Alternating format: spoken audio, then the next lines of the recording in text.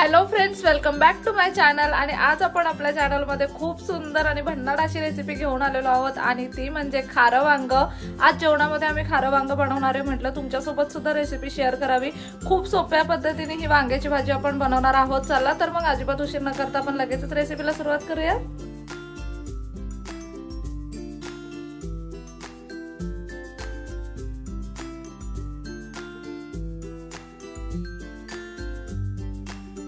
आता खारं वांग बनवण्यासाठी इथे आपण 4 वांगी मस्त अशी स्वच्छ धुवून घेतलेली आहेत।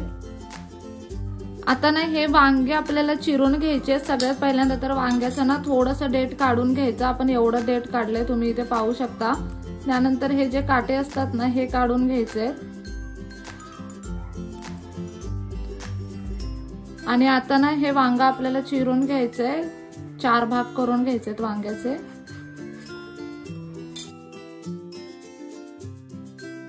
अशा पद्धतीने, म्हणजे ह्याच्यामध्ये जर वांग्यामध्ये आळी असेल ना तर आपल्याला आता ही वांगी आपण अशी कट करून घेऊयात।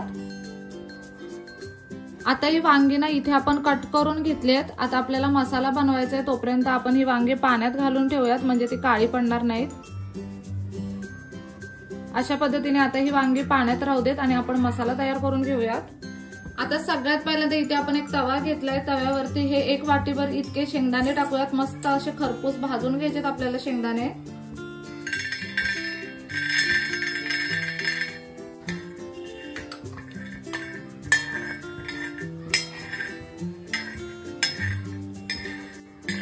इथे तुम्ही पाहू शकता शेंगदाणे किती मस्त खरपूस असे भाजून घेतलेले आहेत आपण। आता यांना एका प्लेटीमध्ये काढून घेऊयात।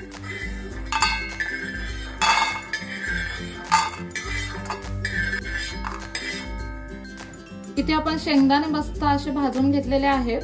आता इथे आपण एक मिक्सरचं भांडं घेतलंय। आता त्यामध्ये सगळ्यात पहिल्यांदा आपण 1 चमचाभर इतकं जिरं टाकूयात। थोडेसे सुक्या खोबऱ्याचे तुकडे टाकूयात। साधारणतः 7 हिरव्या मिरच्या टाकायच्या तिखटवाल्या, 10-11 लसणाच्या पाकळ्या टाकायच्या, 2-3 आल्याचे तुकडे टाकायचे, भरपूर अशी कोथिंबीर टाकायची आहे। आता मिक्सर मधून आपल्याला हे सगळं वाटून घ्यायचं, एक वाटण तयार करून घ्यायचंय। अगदी ना जाडसर असं वाटून घेतलंय आपण मिक्सर मधून, हे तुम्ही इथे पाहू शकता।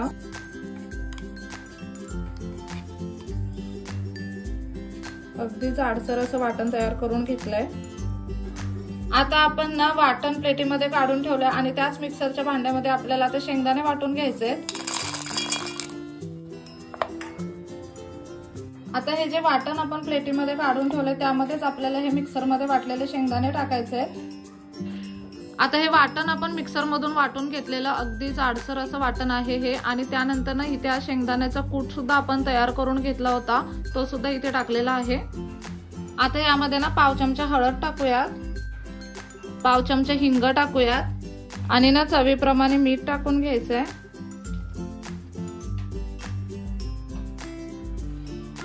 एक छोटी पळीभर इतकं तेल टाकायचंय। आता हे ना व्यवस्थित आपण कालवून घेऊयात। मिरची आपण तिखटवाली वापरली ना, त्याच्यामुळे हात खूप जास्त झोंबू शकतात, म्हणून आपण इथे चमच्याचा वापर करतोय। तुम्ही हाताने सुद्धा करू शकता तुम्हाला सवय असेल तर।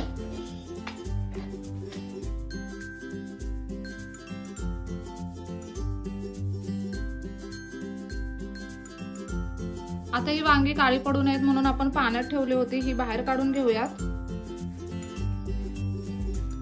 हा मसाला आपण अगदी छान असा तयार करून घेतलाय। आता हा मसाला आपल्याला वांग्यामध्ये भरून घ्यायचा आहे। अगदी व्यवस्थित प्रमाणात वांग्यामध्ये मसाला भरून घेऊयात।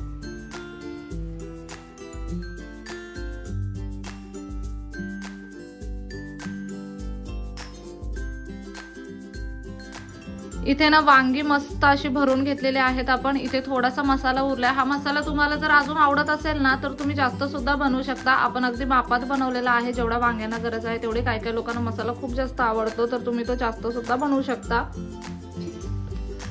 इथे ना आता आपण कढई घेतलेली आहे। कढई मस्त अशी गरम झाली, यामध्ये आता तेल टाकून घेऊयात। अगदी छान भरभरून असं तेल टाकायचं या भाजीला।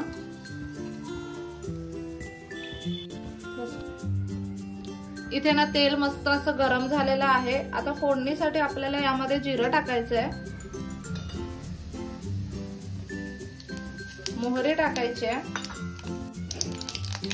कढीपत्ता टाकायचा आहे। आता ही वांगी आपल्याला तेलामध्ये सोडून घ्यायची आहेत।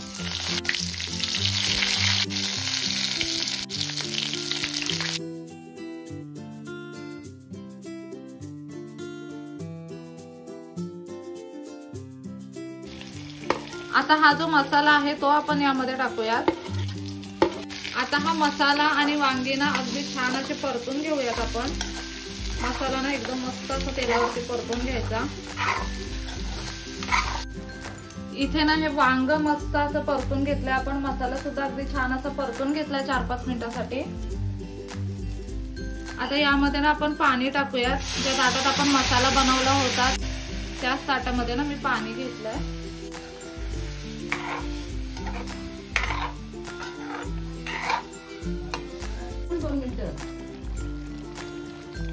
इथे आपण पाणी टाकलंय, पाण्याला सुद्धा अगदी छान अशी उकळी आलेली आहे। आता बारीक गॅसवरती ना झाकण ठेवून हे वांग आपल्याला अगदी मस्त असं शिजवून घ्यायचंय।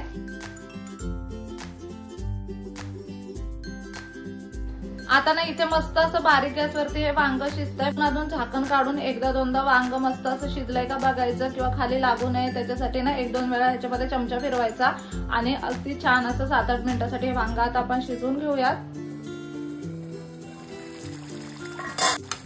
असं ना मध्ये मध्ये झाकण काढून ना भाजीमध्ये चमचा फिरून बघायचा, जेणेकरून आपली भाजी खाली लागली जाणार नाही आणि व्यवस्थित वांगी ना शिजली पण जातील सगळ्या बाजूने।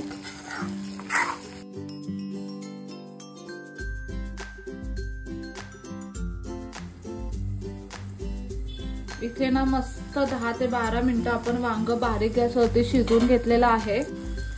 अगदी छान असं वांग शिजलं गेलंय, तुम्ही इथे पाहू शकता। लगेचच चमचा जातोय वांग्यामध्ये आणि हा मसाला सुद्धा अगदी मस्त असा शिजला गेलाय। आता आपण ना गॅस बंद करून घेऊयात आणि ही भाजी सर्विंग प्लेट मध्ये काढून घेऊयात।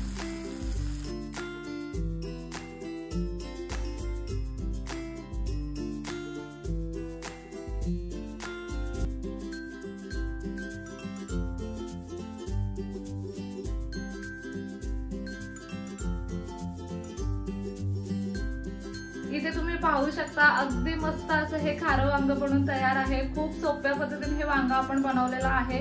तुम्ही ना भाकरी सोबत चपाती सोबत हे वांग खाऊ शकता। भाकरी सोबत तर हे खूप कमाल लागतं खायला।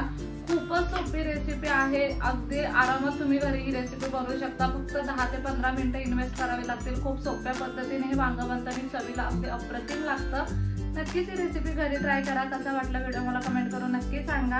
चला तर मग नेक्स्ट व्हिडिओ मध्ये भेटूया। तोपर्यंत मस्त खा, भरपूर फिरा आणि आनंदी राहा।